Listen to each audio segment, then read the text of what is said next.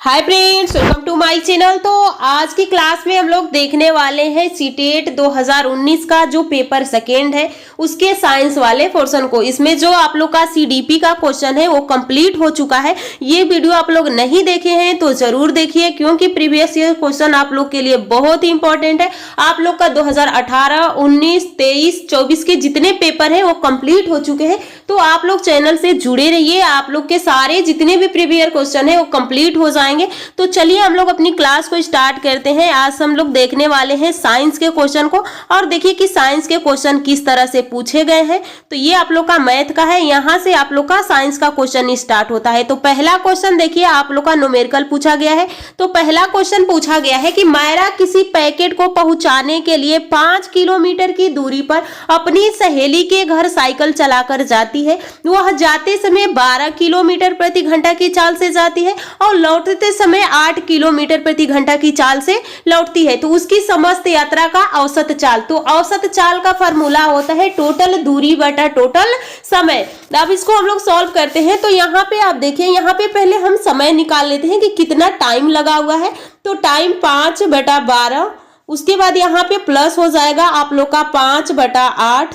यहाँ पे हम एलसीएम ले लेंगे तो ये हो जाएगा 24, और यहाँ पे 12 दूना के 24 और 2 बचे 10, और प्लस यहाँ पे 8 3 के 24 और यहाँ पे 15 हो जाएगा। यानी टोटल यहाँ पे आपका हो जाएगा 25/24। अब यहाँ पे हमारे सामने दूरी टाइम निकल के आ चुका है। अब हम इसमें से निकालेंगे जो चाल है। तो अब चाल का फॉर्मूला होता है टोटल दूरी बटा टोटल समय। तो हमारे पास दूरी कितनी है 5, यानी 5 किलोमीटर तो हो गई है, और फिर 5 ही किलोमीटर और लौट के आई है। यानी अपने घर से अपने सहेली के घर की दूरी कितनी है 5 किलोमीटर है। तो 5 किलोमीटर गई है और 5 किलोमीटर भी आई है। तो टोटल दूरी हो गया 5 यहाँ पे हो गया 10, और यहाँ पे हमारे सामने जो समय है, समय निकल के आया है 25/24। तो जब हम सॉल्व करेंगे तो ये 24 आप लोग का ऊपर चला जाएगा। तो 10 यहाँ पे आप लोग का हो जाएगा गुणे 24 अपान यहाँ पे 25 हो जाएगा। अब यहाँ पे ये 240 हो जाएगा, उसके बाद यहाँ पे ये 25 हो जाएगा।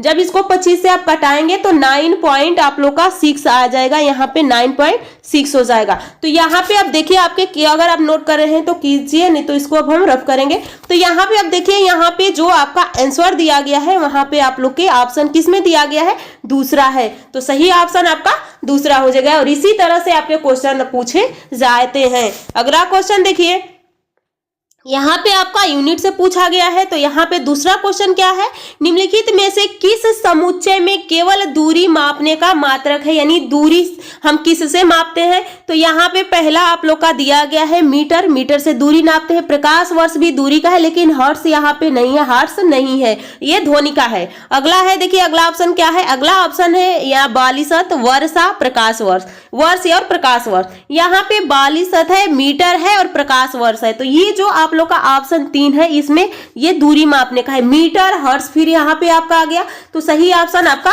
तीसरा हो जाएगा। अगला क्वेश्चन देखिए, अगला क्वेश्चन आपसे क्या पूछा गया है। अगला क्वेश्चन है कि समीर अपने कच्चे गोली को फर्श पर बिछा हुआ, यानी फर्श पर बिछा दिया है। 3 विभिन्न पृष्ठ सतहों पे तनी हुई यहाँ पे सोलेफेन सीट है, कॉलिन और समाचार पत्र पर लुढ़काता है। तो यहाँ पे कंचे पर लगने वाला घर्षण बल बढ़ते क्रम में किस प्रकार से होगा। तो सबसे ज्यादा घर्षण बल किस में होगा, जो खुरदरा होगा उस पर घर्षण बल ज्यादा होगा, जो जितना ही प्लेन चिकना होगा उस पर घर्षण बल कम होगा। तो अब यहाँ पे आपको सीक्वेंस में लगाना है कि किसमें घर्षण बल सबसे ज्यादा है। तो समाचार पत्र है, सेलेफोन सीट कॉलिन है, समाचार पत्र कॉलिन सेलेफेन सीट है, सेलेफेन सीट समाचार पत्र कॉलिन है, या सेलेफेन सीट कॉलिन समाचार पत्र है।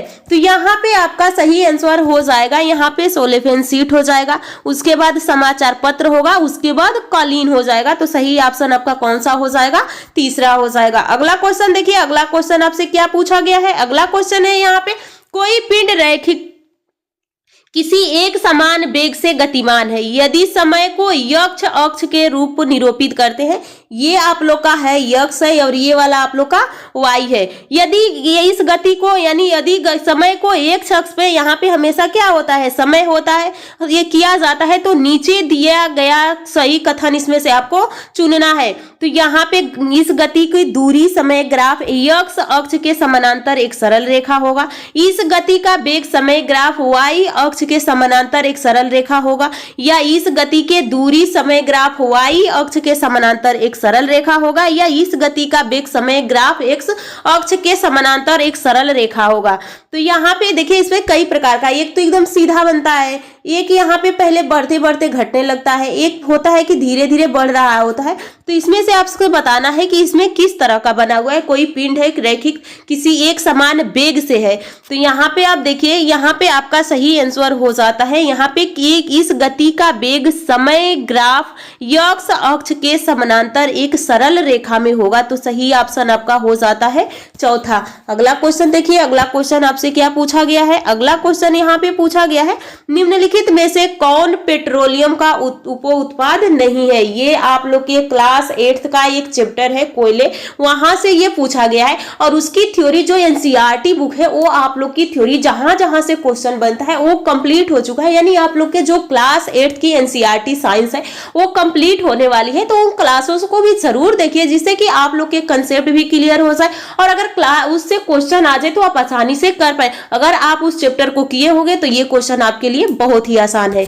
तो देखिए इसमें क्या पूछा गया है, इसमें पेट्रोल का उप उत्पाद यानी पेट्रोल से उत्पन्न नहीं है। तो पैराफ्यूम, कोक, बिटुमेन और स्नेहक तेल। तो इसमें से आपको बताना है कौन नहीं है। तो इसमें से जो आप लोग का कोक होता है ये कोयले का रूप होता है। तो यहाँ पे सही आंसर हो जाएगा कोयला। अगला क्वेश्चन देखिए, अगला क्वेश्चन देखिए आपसे क्या पूछा गया है कि अमन किसी बंद कमरे में एक प्लास्टिक की बोतल, एक लकड़ी का चम्मच, और यहाँ पे देखिए एक बोतल है, एक लकड़ी का चम्मच है, उसके बाद एक क्या है और एक धातु का चम्मच है। यानी ये है, ये धातु का चम्मच है, ये आप लोग का लकड़ी का है, और यहाँ पे ये आप लोग का एक प्लास्टिक का बोतल है।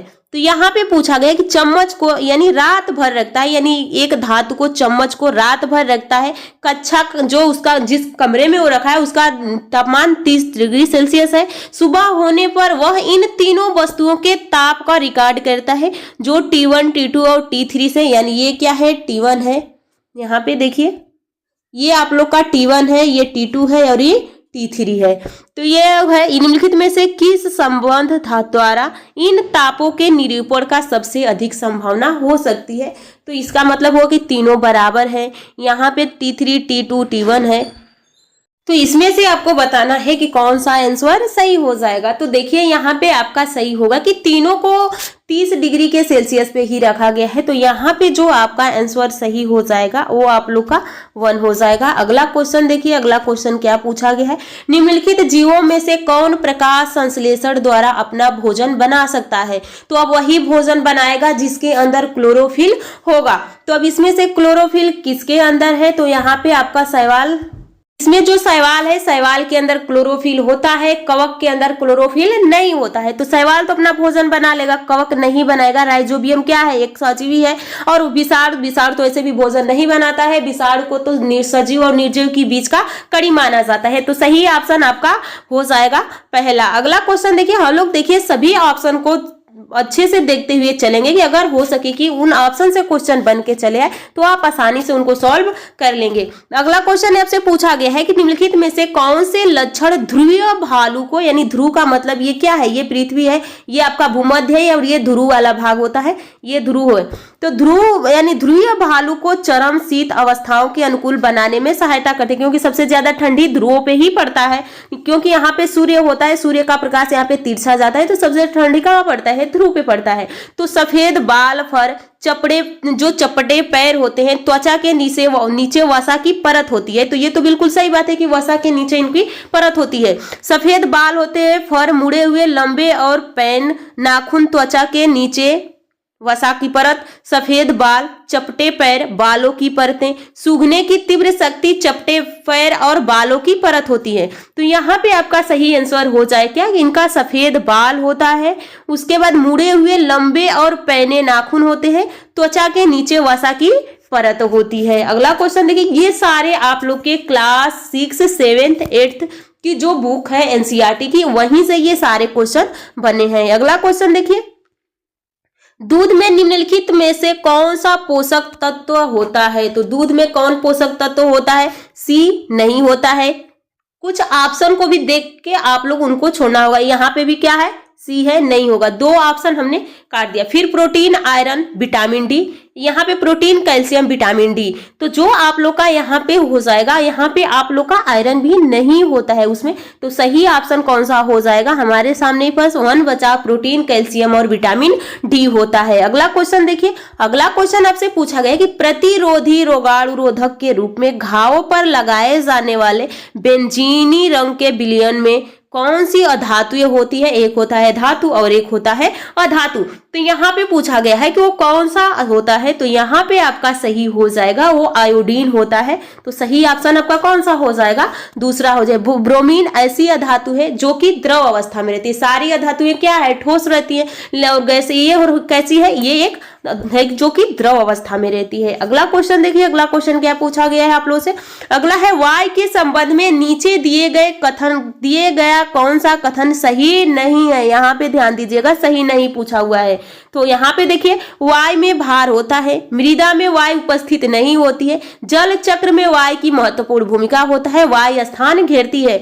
तो यहाँ पे आपका सही आंसर कौन सा हो जाएगा, हवा में भार होता है। और यहाँ पे कह दिया मृदा में वाय उपस्थित नहीं होती है, बिल्कुल गलत है। अगर आप मिट्टी को पानी में डालिए तो वहां से बुलबुला निकलता है, वो क्या होता है, हवा की ही बूंदें होती है। तो सही ऑप्शन आपका दूसरा हो जाएगा। अगला क्वेश्चन देखिए, अगला क्वेश्चन आपसे क्या पूछा गया है। अगला क्वेश्चन यहाँ पे पूछा गया है, यहाँ पे ये मिलान करने वाला क्वेश्चन पूछा गया है। तो यकृत, अमाशय, पित्ताशय, अग्न्याशय। तो अब देखिए यकृत में क्या बनता है, फिर ये जो अमाशय में क्या बनता है, पित्ताशय में क्या बनता है, अग्न्याशय में क्या। तो यकृत में आप लोग का यहाँ पे देखिए सबसे बड़ी ग्रंथि कौन सी है, तो यकृत है। फिर अमाशय में क्या बनता है, फिर पित्ताशय में स्टोर क्या होता है, तो जहां पीत रस संचय होता है तो पित्ताशय हो जाएगा। अग्न्याशय क्षुद्रांत में पाचक रस मुक्त करता है। और अमाशय में जहां प्रोटीन का पाचन आरंभ होता है। तो यहाँ पे आप लोग का सही हो जाएगा अमाशय, उसके बाद अग्न्याशय। तो अमाशय में ही पेप्सिन एंजाइम पाया जाता है जो कि प्रोटीन का पाचन करता है। और अग्न्याशय यहाँ पे आप देखेंगे पाचन तंत्र, तो इस तरह से आहार नाल होता है। ये आप लोग का क्या है, अग्न्याशय है, यानी अमाशय है। अमाशय के बाद यहाँ से छोटी आंत है, ये इस तरह से आई हुई है। यहाँ से बड़ी आंत लगी होगी, इधर यहाँ पे आप लोग का अग्न्याशय होता है। और अग्न्याशय में लाइपेज, एमाइलेज और ट्रिप्सिन एंजाइम बनता है जो कि ये क्षुद्रांत यानी स्मॉल इंटेस्टाइन में जाके खुलता है। तो ये सही हो जाएगा आप लोग का तीसरा। तो ये आप देखिए अभी किस ऑप्शन में है, तो यहाँ पे आपका सही हो जाता है। यहाँ पे आपके सामने ऑप्शन भी दिया गया है, तो इसमें आप लोग का कौन सा ही सही हो जाएगा, यहाँ पे आपका दूसरा ऑप्शन सही हो जाता है। अगला क्वेश्चन देखिए, अगला क्वेश्चन क्या पूछा गया है, कोशिका के विषय में कौन सा कथन सत्य है, यानी यहाँ पे सत्य पूछा है। तो सभी कोशिकाओं की आकृतियां गोल होती है, ये तो हम कह नहीं सकते कि सभी की आकृतियां गोल होती है, जो कि मानव की कोशिकाओं की आकृतियां गोल होती है, प्लांट की कोशिकाओं की आकृतियां चपटी होती है।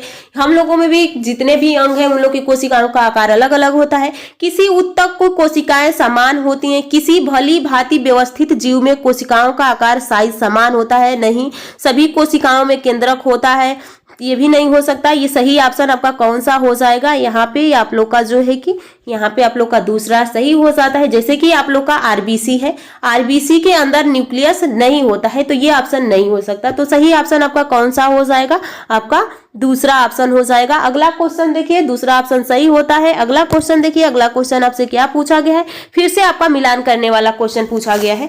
तो ये भी ये नहीं है कि आप लोग के ये अलग बुक्स है, ये भी आप लोग के जितने क्वेश्चन आप लोग कर रहे हैं सारे क्वेश्चन आप लोग के एनसीईआरटी 6, 7, 8 का ही है। बहुत क्वेश्चन पूछता है तो थोड़ा सा 9, 10 में का 1-2 क्वेश्चन आ जाएगा, नहीं तो आप लोग के उसी एनसीईआरटी क्वेश्चन में से आते हैं।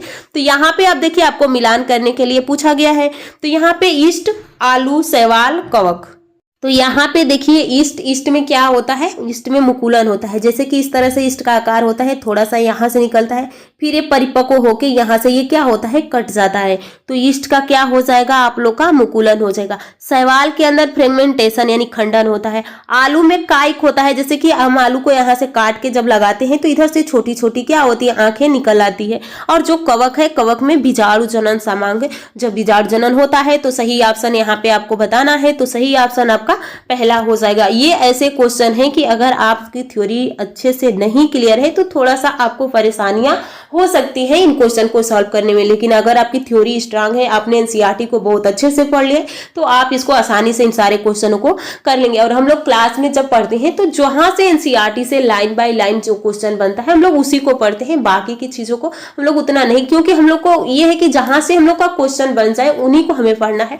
तो आप लोग उन सारी क्लास को जरूर देखिएगा। अगला क्वेश्चन देखिए आपसे क्या पूछा गया है, निम्नलिखित में से कौन सा प्रदूषक ओजोन परत के अपक्षय के लिए उत्तरदायी है। ओजोन परत के लिए यानी यहाँ पे कार्बन डाइऑक्साइड और कार्बन मोनोऑक्साइड, क्लोरोफ्लोरोकार्बन, अम्लीय वर्षा, मीथेन और कार्बन डाइऑक्साइड। तो आपको पता होगा कि जो क्लोरोफ्लोरोकार्बन होता है सबसे ज्यादा ये कैसा होता है, ये खतरनाक होता है O3 को नष्ट करने के लिए। तो सही ऑप्शन आपका दूसरा हो जाएगा। अगला क्वेश्चन देखिए, अगला क्वेश्चन आपसे क्या पूछा गया है, निम्नलिखित में से कौन सा समुच्चय संचारी रोग को निरूपित करता है। तो यहाँ पे रक्तक्षीणता, स्कर्वी, अतिसार, हैजा। संचारी रोग कौन सा है इसमें से, मियादी बुखार, टाइफाइड, मलेरिया, रक्तक्षीणता, उसके बाद है स्वाइन फ्लू, फिर मियादी बुखार, typhoid, swine flu, malaria, polio, diabetes, मियादी बुखार यानी टाइफाइड, मलेरिया, रक्तक्षीणता। तो यहाँ पे आपका सही आंसर हो जाता है तीसरा, यानी मियादी बुखार यानी टाइफाइड, स्वाइन फ्लू, मलेरिया और फिलिया। अगला क्वेश्चन देखिए, अगला क्वेश्चन आपसे क्या पूछा गया है। अगला क्वेश्चन यहाँ पे है, अगला क्वेश्चन देखिए, निम्नलिखित में से क्या विज्ञान की प्रकृति के संदर्भ में सही नहीं है। ये आप लोग का पूछा गया है, ये आप लोग का पेडागोजी वाला सेशन है। तो विज्ञान हमेशा अस्थायी होता है, विज्ञान संदेहवाहक को बढ़ावा देता है, विज्ञान एक ज्ञान की रचना की प्रक्रिया है और विज्ञान की प्रकृति स्थिर है। तो विज्ञान की प्रकृति कैसी है, तो यहाँ पे स्थिर है। तो ये आपका सही हो जाएगा। और यहाँ पे पूछा गया है कि आप लोग बताइए कौन सा सही है, तो ना तो ये सही है ना तो ये सही है, तो सही कौन सा हो जाएगा, डी हो जाएगा। अगला क्वेश्चन देखिए, अगला क्वेश्चन क्या पूछा गया है। अगला क्वेश्चन यहाँ पे आप लोग से पूछा गया है कि यहाँ पे बताइए कि निम्नलिखित में से किसका विकास विज्ञान के द्वारा हुआ है। तो विज्ञान के द्वारा निष्पक्षता, वैज्ञानिक दृष्टिकोण, वैज्ञानिक स्वभाव और अस्थायी मानस की प्रवृत्ति। तो यहाँ पे आपका ये भी सही, ये भी सही, ये भी सही, लेकिन ये वाला सही अस्थायी नहीं है। तो आप लोग का A, B, C तीसरा ऑप्शन सही होता है। अगला क्वेश्चन देखिए, अगला क्वेश्चन क्या पूछा गया है। अगला क्वेश्चन यहाँ पे आपसे पूछा गया है कि एक विज्ञान शिक्षक की भूमिका होनी चाहिए, कैसी होनी चाहिए। तो छात्र को प्रचुर विभिन्न सीखने का अनुभव प्रदान करना, छात्रों के उत्पाद आधारित शिक्षण अधिगम पर्यावरण प्रदान करना, सृजनात्मक विचार को रटने के अभ्यास में छात्र को मार्गदर्शन करना, उच्च संज्ञानात्मक क्षमताओं वाले प्रश्न के निर्माण के लिए सभी छात्रों को प्रेरित करना। तो ये आपको देखने में लगेगा ये भी सही है, ये भी सही है, इसको मान से हम गलत कर सकते हैं, देखने में ये भी सही लगेगा। अब इनमें से सबसे बेस्ट ऑप्शन आपके लिए कौन है, तो वही चुनना है। तो छात्रों को प्रचुर विभिन्न सीखने के अनुभव प्रदान करना, तो सही ऑप्शन आपका कौन सा हो जाएगा, आप लोग का पहला हो जाएगा। अगला क्वेश्चन देखिए, अगला क्वेश्चन आपसे क्या पूछा गया है। ये आप लोग का एनसीएफ 2005 से पूछा गया है। राष्ट्रीय पाठचर्या यानी नेशनल करिकुलम फ्रेमवर्क के अनुसार 2005 के अनुसार एक अच्छा विज्ञान शिक्षा है तो ये सीखने वाले के प्रति सच्ची होनी चाहिए, सीखने वाले के पर्यावरण के प्रति सच्ची होनी चाहिए, शिक्षक के प्रति सच्ची होनी चाहिए, विज्ञान के प्रति सच्ची होनी चाहिए। तो अब आपको बताना है कि इसमें से कौन सा सही हो जाएगा। तो ये शिक्षक के प्रति नहीं होनी चाहिए, ये गलत कहा गया है, लेकिन ये आपका तीनों सही है। तो आपका यहाँ पे सही आंसर हो जाता है यहाँ पे पहला A, B और D। अगला क्वेश्चन देखिए, ये यहाँ पे पूछा गया है, यहाँ पे आपसे पूछा गया है कि बताइए इसमें से आपका कौन सा सही होता है। तो बच्चे के अपने क्षेत्र के लोगों में वायु प्रदूषण स्रोत की जागरूकता को सर्वे और संचालन करना। तो ये निम्नलिखित में से कौन सा संज्ञान प्रक्रिया उपरोक्त सीखने के उद्देश्य में रेखांकित क्रियापरक पुस्तक संचालन करने से सबसे अधिक संबंधित होगी। तो कैसे करेंगे? क्या बच्चे उसको याद करेंगे, रटेंगे, बोध करेंगे, सृजन करेंगे, अनुप्रयोग करेंगे? तो यहाँ पे आपका सही हो जाएगा कि बच्चे उसका सृजन करेंगे यानी क्रिएटिंग करेंगे। अगला क्वेश्चन देखिए, अगला क्वेश्चन आपसे क्या पूछा गया है? अगला क्वेश्चन आपसे पूछा गया है यहाँ पे कि निम्नलिखित में से कौन सी युक्ति विज्ञान शिक्षण अधिगम में सीखने वाले को शामिल करने के लिए सबसे अधिक उपयुक्त हो सकती है? तो यहाँ पे विज्ञान की पुस्तक को पढ़ना, छात्रों के कठिन बिंदुओं को स्पष्ट करना, सबसे पहले छात्र को सीखने में जोड़ने पर कार्य करना है और छात्रों को समूह आकलन के लिए प्रोत्साहित करना। तो सही ऑप्शन यहाँ पे आपका कौन हो जाएगा? तीसरा हो जाएगा। अगला क्वेश्चन देखिए, अगला क्वेश्चन क्या पूछा गया है? अगला क्वेश्चन यहाँ पे आपसे पूछा गया है कि निम्नलिखित में से किस युक्ति के द्वारा प्रकाश के परावर्तन की संकल्पना का अर्थवान स्पष्टीकरण दिया जा सकता है? संकल्पना आधारित एनिमेटेड वीडियो दिखाना, प्रकाश के परावर्तन को दिखाते हुए चार्ट, सीखने वाले के द्वारा सफेद कागज के पर्दे पर प्रकाश के परावर्तन का अवलोकन करना और उसके निष्पक्ष निकालना। तो सही ऑप्शन तो तीसरा ही दिख रहा है, सफलता आधारित बंद उत्तर प्रश्नों को पूछकर तय नहीं। आपका सही आंसर कौन सा हो जाएगा? तीसरा हो जाएगा। अगला क्वेश्चन देखिए, अगला क्वेश्चन क्या पूछा गया है? विज्ञान में क्षेत्र भ्रमण क्यों महत्वपूर्ण है? यानी इसमें क्षेत्र भ्रमण क्यों महत्वपूर्ण है? तो यह अपने हाथ से कार्य करने के अनुभव प्रदान करता है, इसका संचालन आसान है, यह विज्ञान की जानकारी इकट्ठा करता है, यह सीखने वाले में मेहनत की आदत का विकास करता है। तो सही ऑप्शन यहाँ पे आपका पहला हो जाएगा। अगला क्वेश्चन देखिए, निम्नलिखित में से कौन सा साधन बाल केंद्रित आकलन के लिए है? तो पोर्टफोलियो है, अवधारणा मानचित्रण है, पेपर पेंसिल परीक्षण है, जनरल लिखना है। तो सही ऑप्शन यहाँ पे आपका कौन सा हो जाएगा? तो यहाँ पे आपका दूसरा है, यानी ये भी है, ये भी है और ये है आप लोग का पेपर पेंसिल परीक्षण नहीं है। अगला क्वेश्चन देखिए, अगला क्वेश्चन आपसे क्या पूछा गया है? अगला क्वेश्चन यहाँ पे आपसे पूछा गया है विज्ञान में यहाँ पे अगला क्वेश्चन है कि विज्ञान में सीखने जैसा आकलन का अर्थ है रचनात्मक आकलन है, अगला पूछा योगात्मक आकलन है, उसके बाद पूछा है स्व आकलन है या सत्र आकलन है। तो यहाँ पे आपका सही आंसर हो जाता है, यहाँ पे आकलन होता है एक असेसमेंट, यानी यहाँ पे देख सकते हैं एक ऑफ होता है, एक फार होता है और एक एस होता है। तो जो आप लोग का ऑफ लर्निंग होता है इसमें आप लोग के फेल और पास का रिजल्ट दिया जाता है। फार लर्निंग जैसे शिक्षक क्लास में पढ़ा रहे हैं, कुछ डाउट हुआ तो बच्चा पूछा, उसको दूर कर दिए उसके डाउट को, यानी उसके क्वेश्चन को सॉल्व हो गया। एस होता है कि बच्चा खुद अपना आकलन करता है। तो अब यहाँ पे देखिए यस ही पूछा हुआ है, तो यहाँ पे स्व आकलन हो जाएगा। अगला क्वेश्चन देखिए, अगला क्वेश्चन आपसे क्या पूछा गया? अमृता कोई विद्युत परिपथ व्यवस्थित करने का प्रयास कर रही है, उसके पास पर्याप्त संख्या में संयोजक तार नहीं है, परिपथ को पूरा करने के लिए वह नीचे दिए गए पदार्थों में से किस एक का उपयोग करेगी? और इसमें से अब कौन का उपयोग करेगी? जो विद्युत का चालक है। तो मोटा धागा, क्या धागा विद्युत का चालक होता है? नहीं होता है। रबड़ का पाइप नहीं होता है, कांच की छड़ नहीं होती है, लेकिन स्टील का तार कैसा होता है? ये इसमें धारा प्रवाहित हो सकती है। तो सही ऑप्शन आपका हो जाएगा दूसरा। अगला क्वेश्चन देखिए, सही कथन की पहचान। अवतल दर्पण सदैव ही सीधा प्रतिबिंब बनाता है। देखिए यहाँ पे ध्यान दीजिएगा, एक होता है यहाँ पे समझ लीजिए अवतल दर्पण और एक होता है यहाँ पे उत्तल दर्पण, एक होता है अवतल लेंस और एक होता है यहाँ पे उत्तल लेंस।